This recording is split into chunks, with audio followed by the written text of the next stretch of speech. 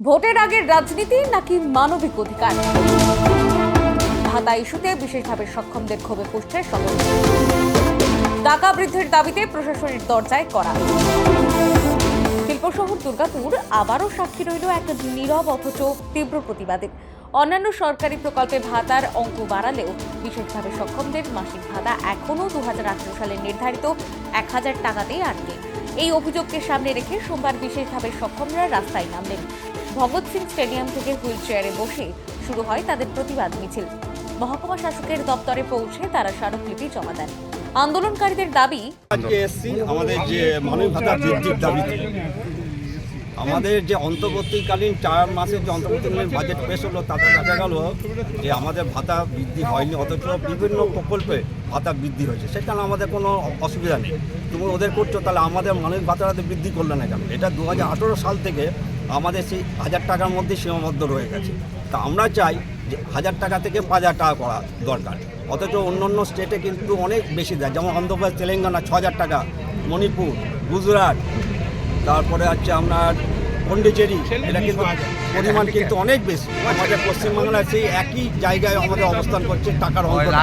আমরা চাই এর জন্যে আজকে এসডিও দপ্তরে এসে ডেপুটেশন দিতে, যেন আমাদের বার্তাটা যেন অন্তত মহাকরণে রাজ্য সরকার। ঘটনাকে ঘিরে রাজনৈতিক মহলেও শুরু হয়েছে চাপানুতোর।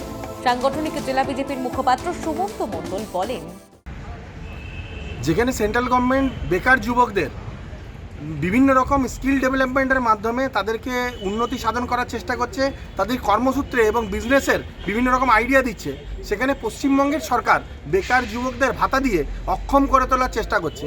উল্টো দিকে যাদের সত্যিকারের ভাতার দরকার, যারা শারীরিকভাবে বিশেষভাবে সক্ষম, তাদেরকে কোনো রকম ভাতা বৃদ্ধিও করেনি, তাদের জন্য কোনো ভাবনা চিন্তাও নেই। এর থেকে পরিষ্কার যে এই পশ্চিমবঙ্গের সরকার শুধুমাত্র ভোটের রাজনীতি করে, সাধারণ মানুষের দরকার, সাধারণ মানুষের কষ্ট এনারা বোঝেন না। তাই অন্যদিকে জেলা তৃণমূলের মুখপাত্র উজ্জ্বল মুখোপাধ্যায়ের পাল্টা দাবি, এখানে কিছু বলার নাই। আপনি চোখের সামনে দেখতে পাচ্ছেন, প্রতিটি মানুষ দেখতে পাচ্ছে, মিথ্যা কথা ছাড়া আর কেন্দ্রীয় সরকার কিছু করেনি। নরেন্দ্র মোদী 2014-তে বলেছিল 2 কোটি করে বেকারের চাকরি দেবো। আজকে 12 বছর পরে ওই বিজেপির মুখপাত্রকে আমি জিজ্ঞেস করতে চাই যে দুর্গাপুরে কটি বেকারের চাকরি পেয়েছে, ওনারা একটা প্রকাশ করুন। লক্ষণবাবু তো বিধায়ক ছিলেন, উনি কজনকে চাকরি দিয়েছেন বলুন। কারণ এসব আলগপ্প বলে তো লাভ নাই। যদিও দুর্গাপুর শিল্পাঞ্চলের বড় ভারী শিল্পগুলি সব কেন্দ্রীয় সরকারের অধীন। সে আপনি দুর্গাপুর স্টিল প্ল্যান্ট বলুন, অ্যালয় স্টিল প্ল্যান্ট বলুন, রেল বলুন, ডিবিসি বলুন, সবই কেন্দ্রীয় সরকারের অধীন। তো তারা চাকরির কোনো বন্দোবস্ত করেনি, মিথ্যা কথা বলে কী করছে, মানুষের মাথাটাকে খেয়ে দিচ্ছে।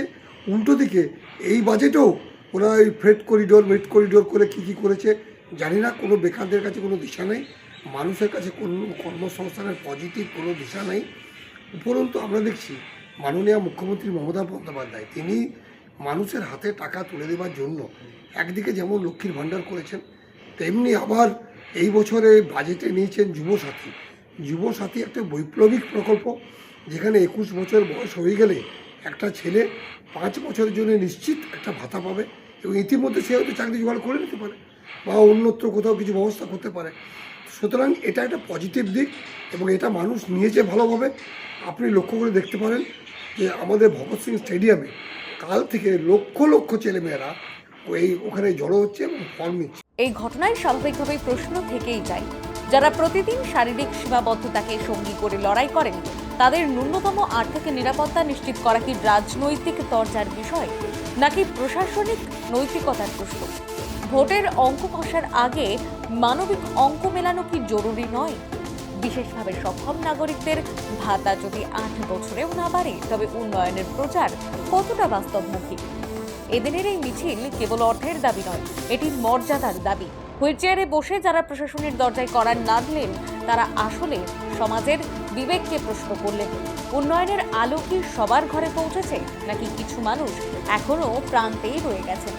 রাজনৈতিক ভিড়ে যেন প্রকৃত দাবির সুর চাপা না পড়ে, এটাই এখন সময়ের সবচেয়ে কঠিন পরীক্ষা।